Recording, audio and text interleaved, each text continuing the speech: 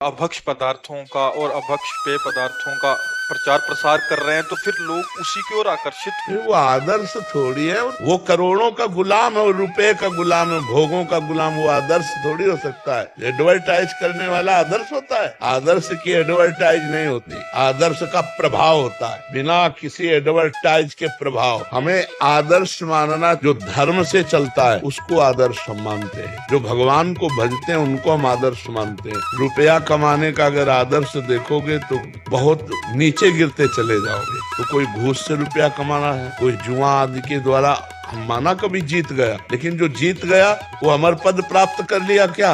देखना उसके अंदर कैसी वासना आएंगी, सब नष्ट भ्रष्ट हो जाएगा। अरे महाराज, धर्म के अवतार युधिष्ठिर ने जुआ खेला तो 12 वर्ष का वनवास, 1 वर्ष का अज्ञातवास। भले जीत जाओ लेकिन इतना दुर्वासनाओं में फंस जाओगे कि नष्ट हो जाओगे। तो ये बातें मानना चाहिए सबको, आदर्श मानना चाहिए संतों को, उन संतों को जो भगवान में तन्मय है।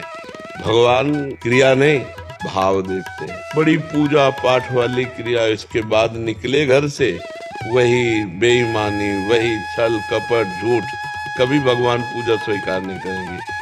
वो सब पूजा राख हो जाती है। जैसे राख में हवन किया जाए तो व्यर्थ हो जाता है ना, ऐसे पूजा व्यर्थ। ईमान से चलो, धर्म से चलो, भगवान का नाम जप करो। कभी आरती पूजा न करो तो भगवान मान रहे, तुम्हारी आरती हो रही, तुम्हारी पूजा हो रही। धर्म से चल रहे हो ना, नाम जप कर रहे हो, भगवान की आज्ञा का पालन करो, आप भगवान के दास हो। 2 घंटे 2.5 घंटे खूब पूजा का विस्तार, खूब फल फूल लगाए और बेईमानी, दूसरे की संपत्ति हड़पना, ऐसा तो वो पूजा बिल्कुल कोई सी काम में नहीं आएगी।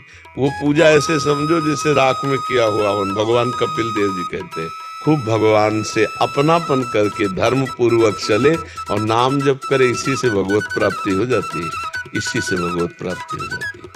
गुरुदेव, मैं आपके शरणागत हूँ। आपने अक्सर कहा है हमारे श्री जी की प्रधानता की उपासना है महाराज जी, हम प्रिया जी की सखी भाव से सेवा करें, परंतु पूर्व अभ्यास से लाल जू के प्रति खिंचाव जा। प्यारी जू के प्राण प्यारे, अत्यंत सुख प्रदान करने वाले श्री लाल बिहारी जू है, तो हम लाल बिहारी जू को प्यारी जू से अधिक प्यार करते हैं, क्योंकि प्यारी जू हमारी इष्ट है, लेकिन हमारी इष्ट के इष्ट लाल जू महाराज है। तो जो हमारे प्यारे को प्रिय, वो हमें प्यारे से भी अधिक प्रिय लगता है। तो आप कैसे समझ यही तो हृदय की बात समझना कठिन है। और प्यारी जू कहती है, मुँह को तो भावती और प्यारे के नैनन में अगर ये भाव रखोगी ना तो फिर समझ नहीं पाओगी उपासना को। उपासना को समझना है। यशोदा मैया लाला को अपना वक्षा स्थल का दुग्ध पान करा रही थी, इतने में उस गाय का दूध लाल जी को, जिसको बहुत पसंद था, वो उफान करने लगा तो लाल जी को ऐसे छोड़ दिया और दूध, क्योंकि प्यारे को प्रिय वस्तु है तो प्यारे को छोड़ाओ, पहले प्रिय वस्तु सवाली प्यारे की।